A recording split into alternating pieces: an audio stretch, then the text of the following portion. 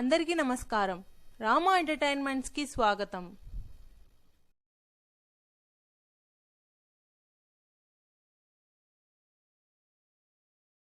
ఈరోజు ఒక మంచి శ్లోకం గురించి తెలుసుకుందాం. అందులో ఏంటంటే, పశువుకి, మనిషికి తేడా ఏంటి అనే దాని గురించి ఒక శ్లోక రూపంలో చెప్తాను, జాగ్రత్తగా వినండి. ఆహార నిద్ర భయమైథునంచ సమానమేతత్ పశుభినరాణాం ధర్మో హితేషో మధికో విశేషో ధర్మేణ హీన పశుభి సమానః. అంటే ఆహారం తినటంలో గాని, నిద్రపోవడం గాని, భయంలో గాని, మైథున ప్రక్రియలో కానీ పశువుకి, మనిషికి తేడా ఏం లేదు. సమానమే తత్ పశుభి నరాణం. పశువుకి, నరానికి సమానంగా. ఎక్కడ తేడా ఉంది అంటే, ధర్మో హితేషు మధికో విశేషో ధర్మేణ హీనః పశుభిః నరాణాం. ధర్మం ఒక్కటే మనిషికి తేడా ఉండేది. ఇతనికి ధర్మంగా, వాటికి పశువులు ఎప్పుడూ ధర్మంగానే ఉంటాయి, అధర్మంగా ఉండవు. మనుషులే 2 రకాల స్ప్లిట్ పర్సనాలిటీ ఉంటుంది. ఏమేమి ఉంటాయి? రాక్షస గుణం ఉంటుంది లోపల, దైవ గుణం. ఈ దైవ గుణం బయటికి తీసి రాక్షస గుణాన్ని తీసేసినట్టయితే మనిషి ధర్మంగా ఉండడానికి ప్రయత్నం చేయొచ్చు. మన సంపాదన గాని ధర్మంతో ఉండాలి. కామం తీర్చుకోవడం, కోరికలు తీర్చుకోవడం కానీ ఇవి కూడా ధర్మంగా ఉండాలి. పశువుల్లాగా వావి వరుసలు లేకుండా మనుషులకు కాదు. మనుషులకి కొన్ని ధర్మాలు పెట్టారు, కొన్ని కట్టుబాట్లు పెట్టారు, వావి వరుసలు పెట్టారు. తల్లి, తండ్రి, గురువు, దైవం, ఇట్లా తల్లి, చెల్లి, అక్క, చెల్లి, అన్న, తమ్ముడు, ఇట్లా వావి వరుసలు ఇవన్నీ పెట్టారు. పశువుల్లో అవి చూసుకో, కానీ మనుషుల్లో ఈ ధర్మం ఒకటి చూసుకో. సంపాదనలో కానీ, కామంలో, కోరికల్లో, డిజైర్స్ తీర్చుకునేదంటేనైతేనేమి, ధర్మంగా ఉన్నట్లయితే నువ్వు మనిషిగా ఉన్నట్లే. ధర్మేణ హీనో పశుభి సమానః. నువ్వు ఎప్పుడైతే ధర్మం తప్పి అధర్మంగా ప్రవర్తిస్తావో నీకు ఆ పశువుకి తేడా లేదు అని తెలుసుకో.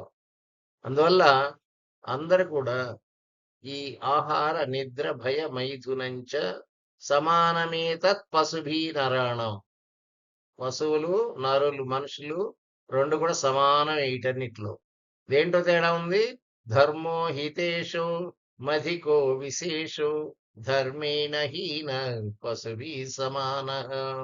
ధర్మం ఎప్పుడైతే తప్పుతావో అప్పుడు నువ్వు కూడా పశువుతో సమానమే. అందువల్ల నువ్వు ధర్మంగా ఉండి, ధర్మంగా నీ కోరికలు తీర్చుకుంటూ, ధర్మ మార్గాన్ని నడిచినట్లయితే, చతుర్విధ పురుషార్థాల్లో ఉన్నట్టయితే నీకు మోక్షం ప్రసాదిస్తుంది. ధర్మం, అర్థం, కామం, మోక్షం. అది. అందువల్ల ఈ సీక్వెన్స్ లో మన జన్మ దేనికి వచ్చిందయ్యా అన్నట్టయితే, మిగతా జన్మల వాటికి మోక్షం సాధించేదానికి అవకాశం లేదు. నీకు ఈ సప్త మోక్ష పురాలను ఇచ్చారు. వాటిని దర్శిస్తే మోక్షం వస్తుందంటారు, పేరు స్మరిస్తేనే మోక్షం వస్తుందంటారు. ఇట్లా రకరకాల మోక్ష మార్గాలన్నీ కూడా మానవులకు ఉన్నాయి. అందువల్ల మానవుడు ధర్మం తప్పకుండా ఉన్నంత వరకు ఇతనికి శ్రీరామ రక్షలాగా అన్ని పశువులు తోడుగా ఉంటాయి. ఇతని ధర్మం తప్పాడంటే పశువులు కూడా మన మీదకి పైకి వస్తాయి. ఏ పాము కూడా మనం దాన్ని తొక్కకుండా, కొట్టకుండా, దాన్ని బెదిరించకుండా ఉంటే మనల్ని కరవదది. అది మనల్ని కరిచిందంటే మనం దాని మీద కాలు వేయడము, ఏదో ఒక తప్పు మనం చేసుంటాం. దానికి హాని జరిగే పని చేస్తున్నాం అని తెలిస్తే కరుస్తుంది. అది. ఏ నువ్వు ఒక పెద్ద కోడిదోని చిన్న పిల్లోడు మెయింటైన్ చేస్తాడు. ఎట్లా చేస్తాడు? దాంతో మచ్చిక చేసుకుంటాడు. పులితో ఆటలాడుకుంటాడు. వైరమైన జంతువులు కూడా 2 ఫ్రెండ్‌షిప్‌గా ఉంటాయి. కానీ వైరమైన ఇద్దరు మనుషులు ఫ్రెండ్‌షిప్‌గా ఉండలేకపోతున్నారు. ఎందుకు? పశువుల కంటే హీనంగా తయారవుతున్నారు. అందువల్ల ఏ జంతువులైనా నువ్వు దేన్నైనా నువ్వు అంత అన్నం పెట్టి నీ దగ్గరే ఉంటాయి. విశ్వాసంగా ఉంటాయి. మీకు ఎలాంటి ప్రమాదం రాకుండా కాపాడుతూ ఉంటాయి. రోజుకొకకంత అన్నం ఎయండి. నువ్వు ఇంట్లో ఎక్కడ పడుకొని నీ దగ్గరకొచ్చి లాక్కొని బయటకొస్తుంది. ఏదైనా భూకంపం అట్లాంటిదొచ్చిందంటే. పిల్లికి అంత అన్నం ఎయండి. పిల్లి ముందే సెన్స్ చేస్తుంది భూకంపాన్ని నిన్ను లాక్కొని పోతుంటది. దాన్ని నువ్వు అర్థం చేసుకోలేవు. అది వచ్చిన సమస్య. దాని భాష నువ్వు అర్థం చేసుకోగలిగితే నీకు ఎంతో మేలు చేయాలని చూస్తుంటది. అందువల్ల మనకి ఇవన్నిటిని కూడా జంతువుల నుంచి మనం నేర్చుకోవాల్సింది చాలా ఉంది. వృక్షాల నుంచి మనం నేర్చుకోవాల్సింది చాలా ఉంది. నీకు అత్యుత్తమమైన జన్మ మానవ జన్మొచ్చింది. దాన్ని సరిదిద్దుకోవాల్సిన సమస్య నీ చేతిలోనే ఉంది. ధర్మంగా పాటించి మోక్ష మార్గానికి ప్రయత్నం చేస్తారని, అందరూ ధర్మంగా ఉంటారని, మీ డిజైర్స్ ధర్మంగా తీర్చుకుంటారని ఆశిస్తూ సెలవు తీసుకుంటున్నాను. నేను మీ ఏల్సూరి రామ్మోహన్ రావు. మరో శ్లోకంతో మళ్ళా కలుద్దాం. Thank you one and all for watching this video. Me